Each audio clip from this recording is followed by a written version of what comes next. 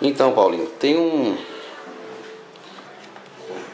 essa obra do Sartre, autor de quem já falamos um tempo atrás, quando discutíamos o existencialismo. E Sartre tem aqui essa relativamente pequena obra, no sentido de não ser as obras de fôlego dele.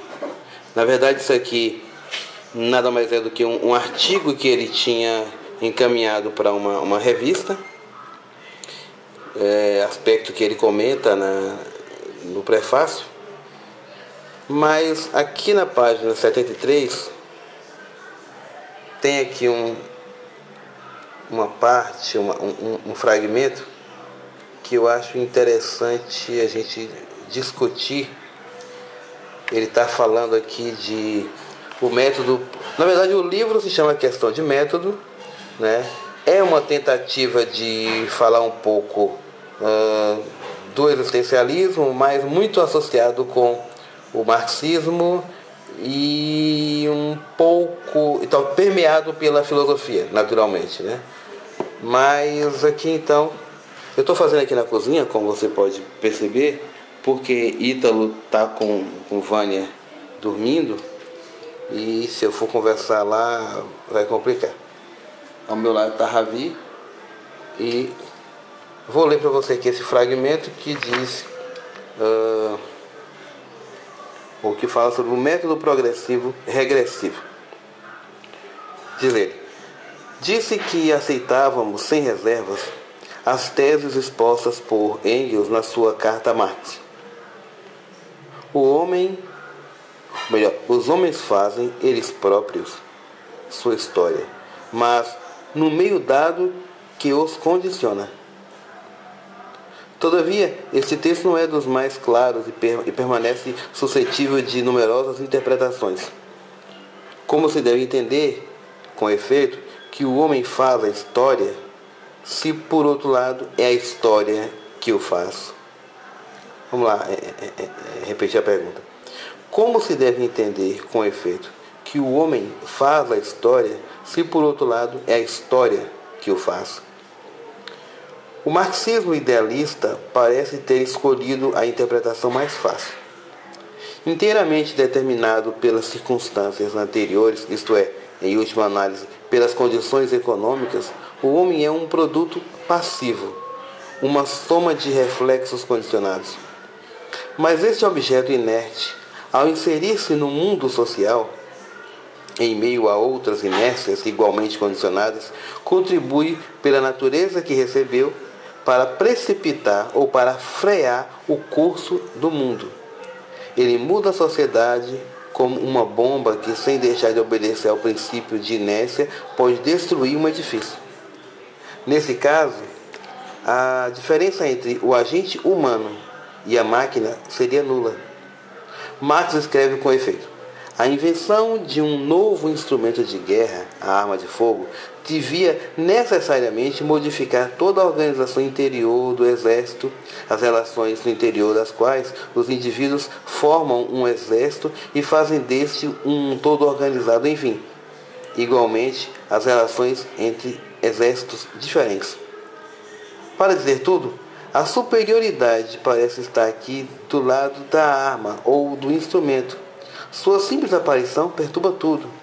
Esta concepção pode ser resumida por estas declarações do Correio Europeu de São Petersburgo. E lá vem a frase.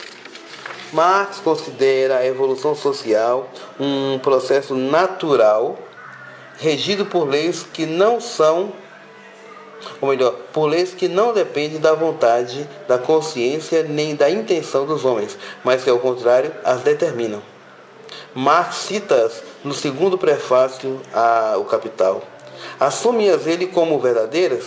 É difícil dizê-lo. Ele felicita o crítico por ter descrito brilhantemente seu método e observa-lhe que se trata, de fato, do método dialético. Mas não se entende sobre não se estende sobre o pormenor das observações e termina notando que o burguês prático toma claramente consciência das contradições da sociedade capitalista, o que parece a contrapartida de sua afirmação de 1860. Está lá.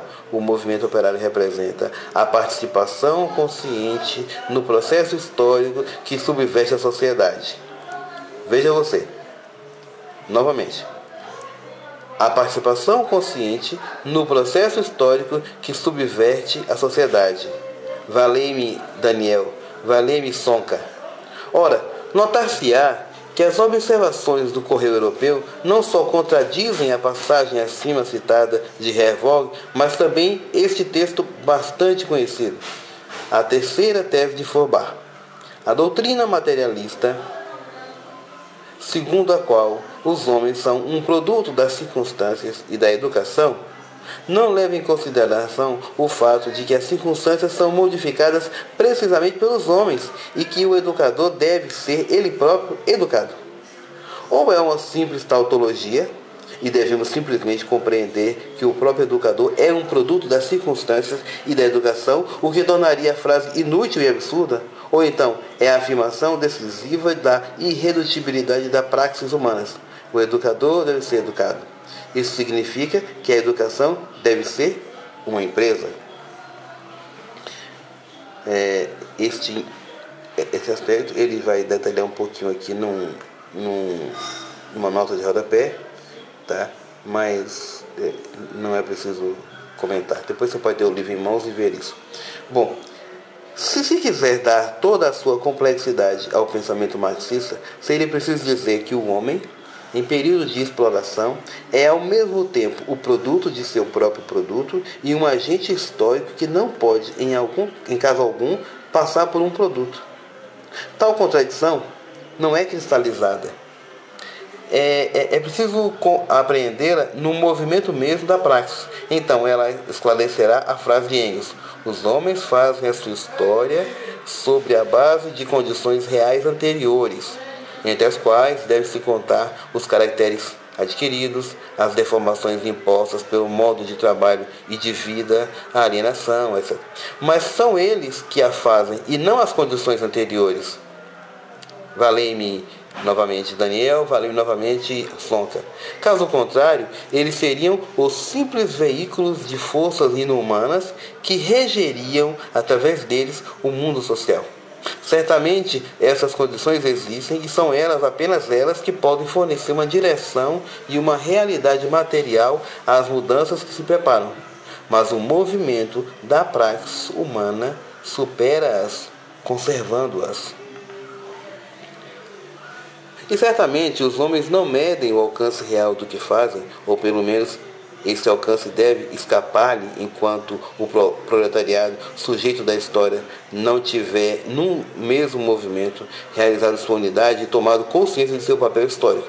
Mas, se a história me escapa, isso não decorre do fato de que não a faço. Decorre do fato de que o outro também a faz.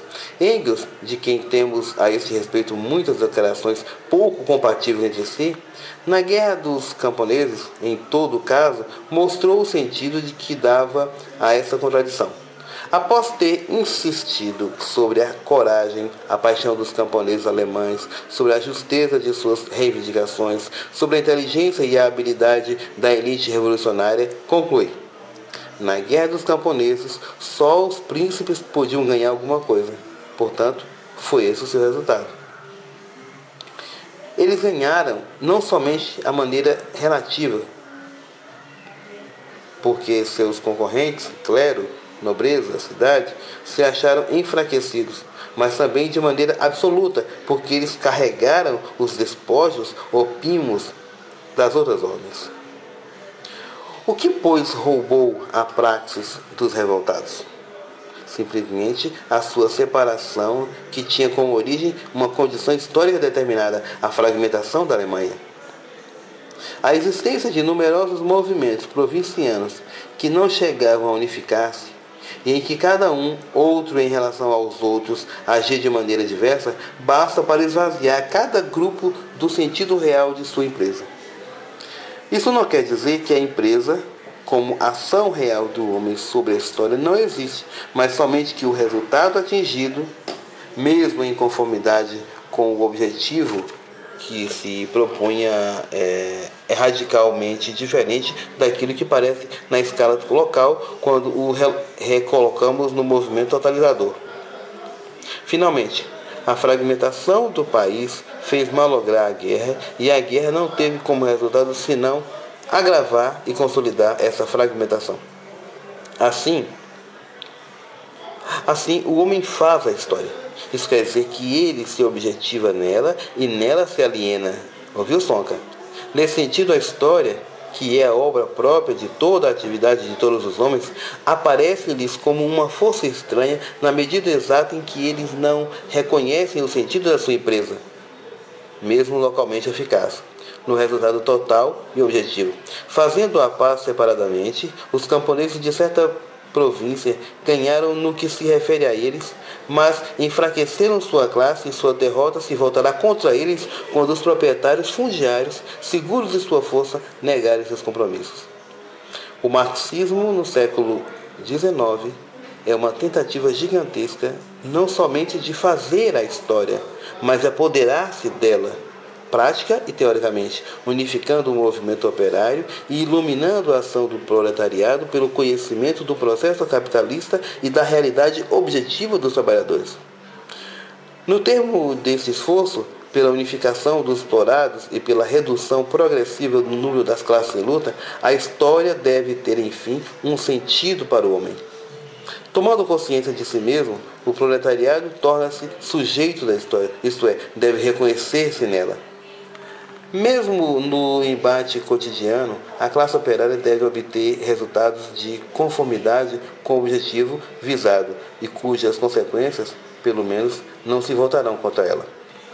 Enfim, e Marx vai aí abrir, vai falar um pouco conceitos do proletariado, vai falar um pouco do projeto, né, e o projeto no sentido mesmo do existencialismo, e prossegue, né. Eu fico por aqui, para quem sabe discutirmos isso no Facebook em breve, mas a obra, ainda que diminuta, traz conceitos bem interessantes que podem ajudar a elucidar essa nossa vida no mundo político, seja em Brasília, seja em Salvador. Enfim, é isso. Vou publicar em breve e a gente se fala no Facebook. Tchau, tchau.